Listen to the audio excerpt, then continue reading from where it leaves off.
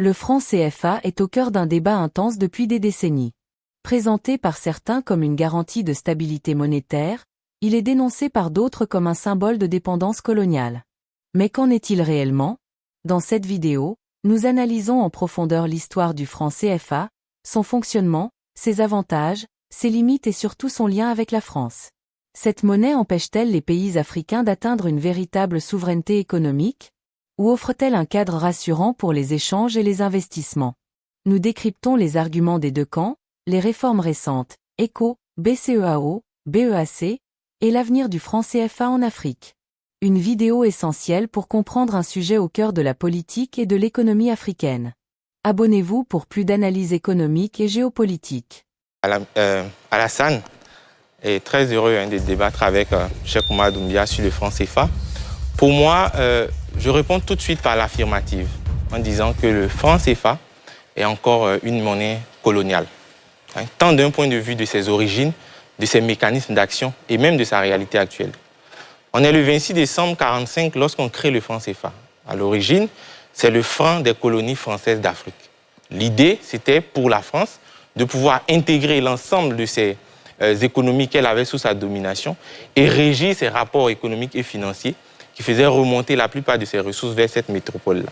Donc aujourd'hui, plus de 60 ans après, cette logique-là n'a pas été fondamentalement repensée. Oui, il y a eu des réformes récentes, mais d'un point de vue fondamental, les principaux leviers demeurent encore. Et ce sont ces leviers-là qu'il faut pouvoir rompre à un moment ou un autre pour permettre à cette zone-là, ouest-africaine et centrafricaine, de pouvoir profiter de ces ressources à bon escient. Ok, d'accord. Alors, il faut qu'on puisse se comprendre facilement parce qu'il y a pour moi beaucoup d'intellectuels africains qui sont restés coincés dans le passé et dans le passé du franc CFA. Parce que le développement que vous venez de faire, vous parlez de leviers fondamentaux ou d'idéologies fondamentales qui n'auraient pas évolué. Je ne suis pas du tout d'accord. C'est vrai que la monnaie naît en 1945. Mais déjà en 1958, il y a une première réforme, la réforme qu'on a décidé de nommer l'indépendance progressive. Après 1958, il y a une autre réforme en 1972. Après 1972, il y a la réforme qu'on fait en 1978. Ensuite, il y a la dévaluation. Il y a aussi les réformes de 1992, 1994. Jusqu'en 2019, cette monnaie n'a cessé de muter. Et les organes la consacrant n'ont cessé de muter. Première des choses, en 1945, lorsque le CFA se crée, est-ce que les banques centrales existaient? La réponse est non. Ces banques centrales apparaissent à partir de la réforme de 1972. Évolution ou pas évolution. Est-ce que l'existence des banques centrales ne nous donne pas un meilleur contrôle sur ces monnaies? Aujourd'hui, ces banques centrales, il n'y a aucun représentant étranger, il n'y a aucune présence de la France dans ces banques centrales. Très bien. Tout à l'heure, Cheikh Oumar disait que beaucoup restent dans le passé. Et c'est ce que aussi tu as continuellement fait en restant dans le passé. Mais tu as parlé d'un élément important qui est un marqueur de temps très important. Vous avez parlé de la dévaluation en 1994. Je vais vous expliquer ce que c'est que la dévaluation. Dévaluation, elle n'est pas de 1994. Hein. Très bien. Je vais vous expliquer ce que c'est que la dévaluation. La monnaie, on a ce qu'on appelle un système de garantie. Et la garantie, ça fonctionne typiquement comme une assurance. C'est-à-dire, lorsqu'il y a un incident, l'assurance, la police d'assurance que vous prenez, doit pouvoir vous remettre dans l'état d'avant sinistre. Mais la seule fois où on a eu un incident sur cette monnaie-là, la garantie n'a pas pu être activée pour pouvoir sauver cette monnaie-là. Si bien que le sinistre s'est produit, c'est-à-dire la dévaluation, sans que les comptes de garantie n'aient pu nous remettre dans la situation d'avant, jusqu'à aujourd'hui. L'autre chose que je veux dire, c'est que on a une monnaie qui est encore arrimée à une autre monnaie. Ok.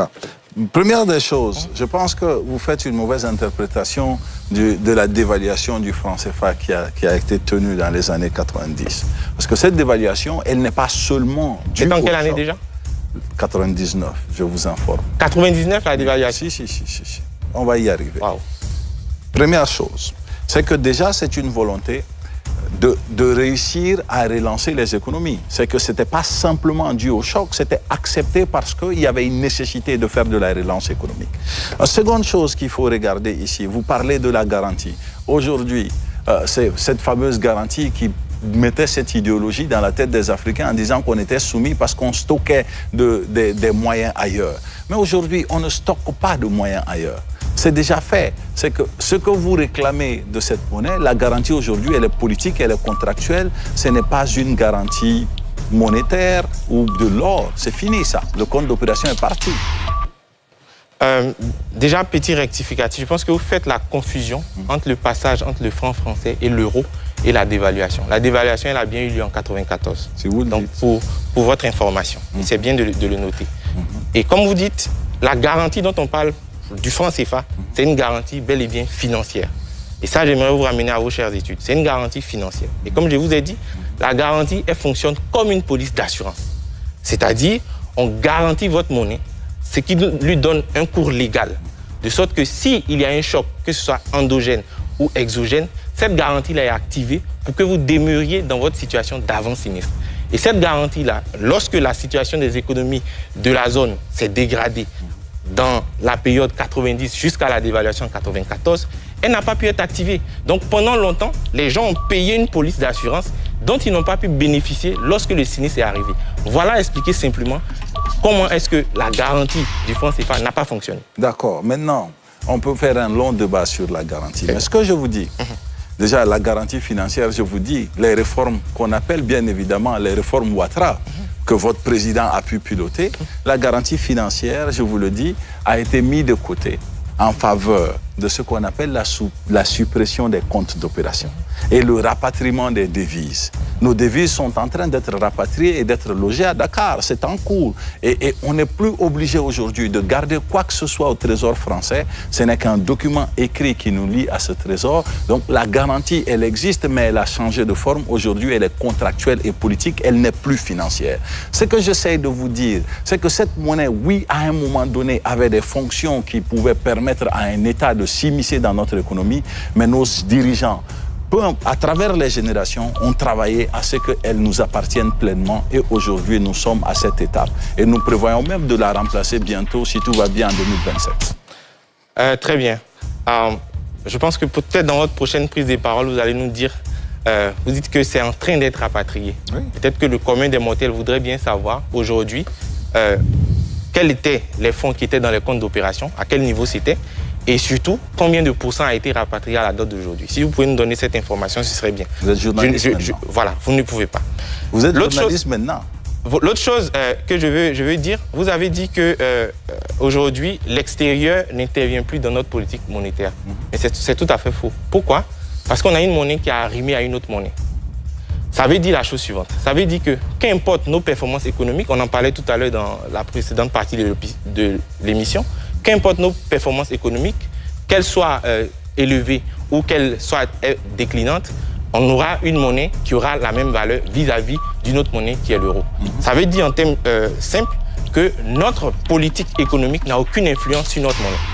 Et elle bénéficie indirectement de la politique européenne. Déjà, première des choses, j'aime bien les interprétations que vous faites parce que c'est elles qui contribuent très généralement à mettre l'Africain en colère et à le plonger en fait dans cette forme de négationnisme. Et ensuite, vous me posez une question à laquelle vous répondez en disant que je ne pourrais pas apporter les réponses. Je peux vous dire qu'aujourd'hui, nous sommes au-delà de 50% de nos devises rapatriées. Et je peux vous le prouver avec brio. Vous pouvez, comme vous aimez les sites et cités, aller sur le site de la BCEAO et informez-vous.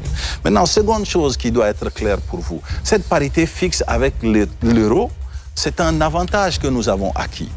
Et c'est un avantage que bon nombre de pays cherchent à acquérir aujourd'hui. Tout le monde est au courant de l'exemple du Maroc qui souhaite s'abreuver de francs CFA, qui souhaite même intégrer notre zone, parce que tout le temps, ces États manquent de devises. Cette parité fixe, elle n'a qu'un objectif, c'est pour que nous ne manquions jamais de devises, parce que nous sommes de nouveaux États avec de nouvelles économies.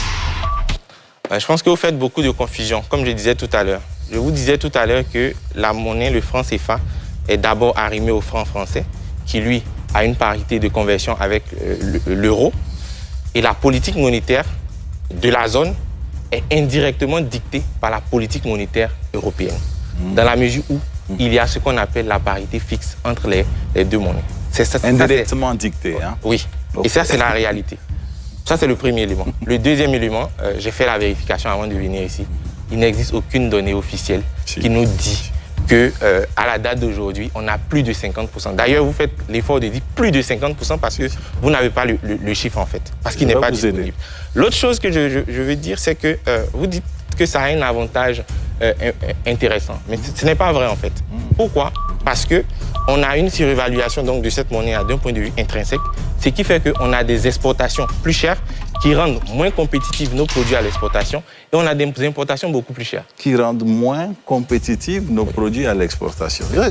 Je pense que, comme je l'ai dit, vous vivez dans le passé parce que vous parlez toujours de francs français, vous parlez toujours de ce qui s'est passé il y a longtemps. Moi, je vous dis, si vous vous concentrez ne serait-ce qu'un temps sur la toute dernière mise à jour de cette monnaie, c'est-à-dire la réforme Ouattara de 2019, vous vous rendrez compte que toutes ces choses que vous dites qui sont vos préoccupations par rapport aux interactions, moi je me souviens même d'une interview que le président Ouattara avait donnée au sein de l'Élysée par rapport à cette parité fixe et par rapport à la nécessité de la gestion du taux d'inflation.